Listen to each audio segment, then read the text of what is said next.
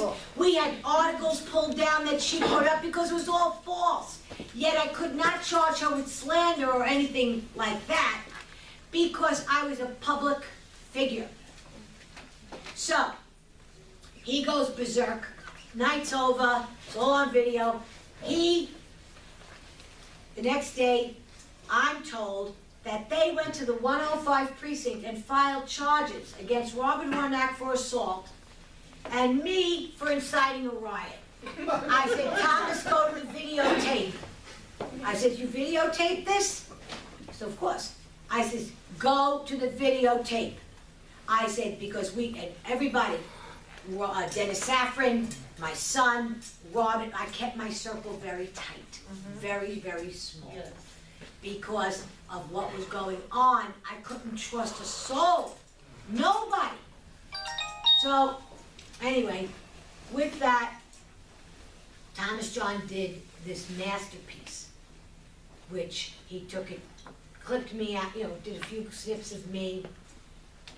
We had the raw video, which we offered to anybody who wanted to dispute what they saw with their own two eyes. And he made it roll in slow motion, as Haggerty went berserk, as he went for the camera, so that the police could see. It was really done for that reason. So in case they decided, because you couldn't put anything past these people, in case they decided to go forward with pressing charges, which they would have gotten nowhere, because of all the witnesses in the room, and I was so disgusted. Oh, it made me so unhappy, because this was not the way this campaign... Yeah. So, anyway, I go outside. The kid's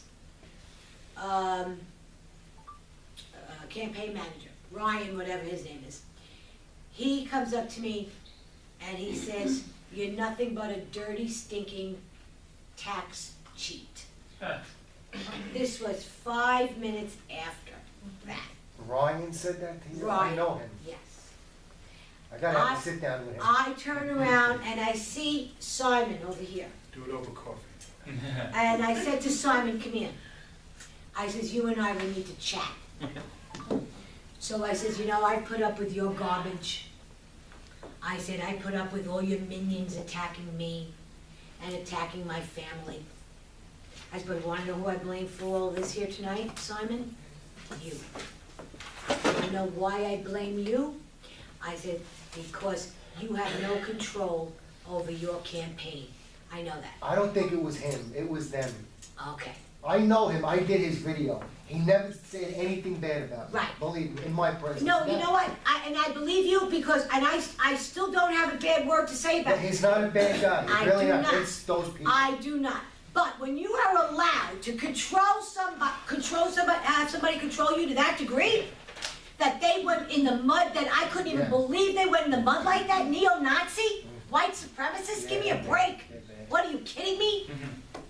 Oh, come on. That, it's absolute, a racist? I mean, who am I? You don't know me from Adam. How dare you? And to go public like you did, and I'm supposed to sit back and do this? I'm a fighter. I will fight you tooth and nail. And then I had to have my sister come out and proclaim she's a Jew? What, are you kidding me? I had to have rabbis come out and vouch for my credibility that I'm not an anti-Semite, okay? I had black people have to come out for me to say I'm not a neo-Nazi or I'm not a racist. I was so fed up at that point, I don't have to defend myself to anybody. Yeah. You want to know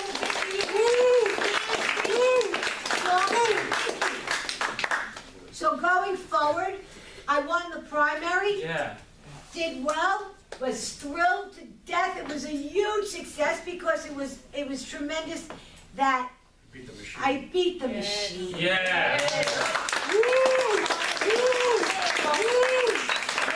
$20 donations, a couple of $500 donations, $1,000 here, $1,000 there. I think my entire campaign, for its whole entire run, raised maybe $30-something thousand. Wow. That was it. Good. Nobody took a nickel and pay. Nobody wanted a nickel from me. What I did was buy a lot of pizza. I bought donuts, and I bought, coffee, so that at least when they came in, they would have something to eat. That's where, if you look at my campaign expenditures, that's where you're gonna see a lot of it went to food, because these guys had to eat. I had to feed them, it's the least I could do, right? Yes. Okay, so now we get to the general. Quick question. Yes. What were the numbers on the primary? The numbers on the primary were, I think I was 58, 59% to like 38 or 40. So they threw everything they had at you. Yeah, and plus like 80 grand. It was incredible. No, but all the phony stories and the accusations Oh, yes, and the because, publication and intimidation and so on. no, because what I would do is, I'm not a shy lady.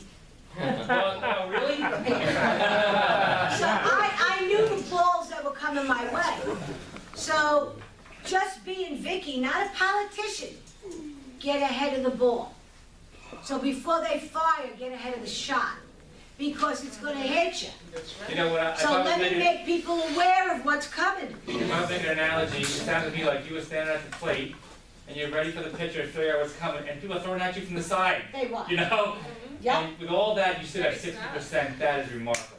That is remarkable. Woo! Woo! So now, we get to the general. The general was going to be John Liu.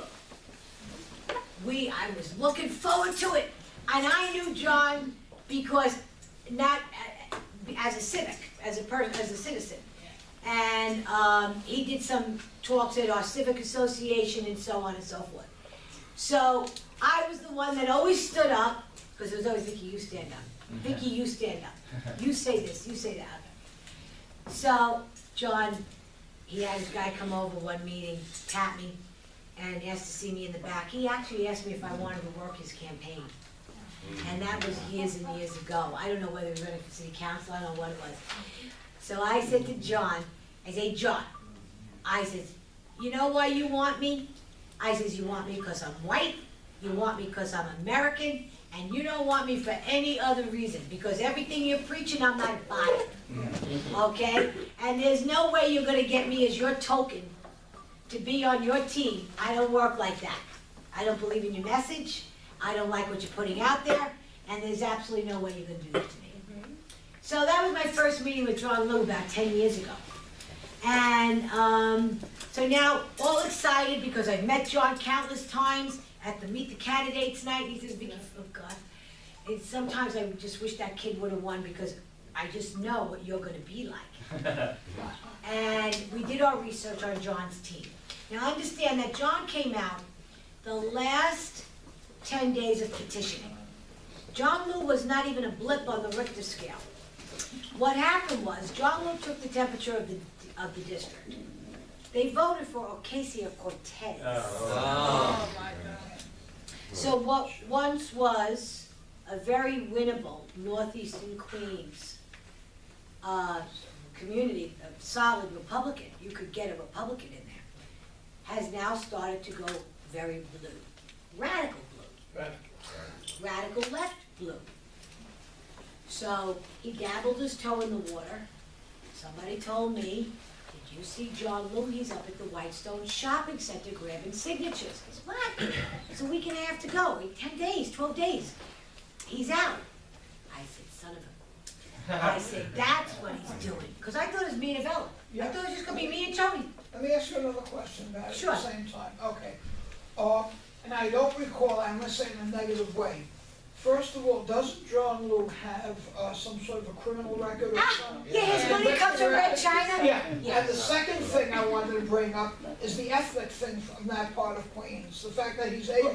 Well, the diversity of our borough Yeah. has changed Yeah. tremendously. We're the most diverse borough in the city. We have the highest concentration of Asian Americans in the entire country.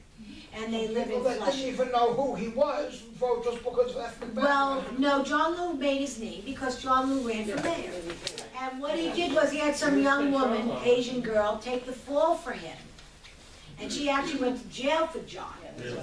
Oh, yes. Oh, yes, because she fudged the straw numbers, his donation. So rather than him go to jail, Here's how I think it went. This is Vickie's take on it.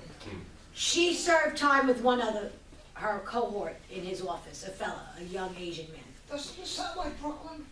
I don't know Brooklyn. Oh, I don't know Brooklyn. So now, these people go to jail for John Lou. We all know John Lou's money is being funneled into the restaurant business in Flushing, but we knew this from years ago. So, anyway, we played on that, but I think what happened was, because we tried to get in touch with, because I had an Asian following, and we tried to get in touch with the girl's mom. Somebody knew the girl's mom, that went to jail. I don't know whether that was, and please don't put this out on tape, I don't want this being known outside. Wait, hold that thought. Got it.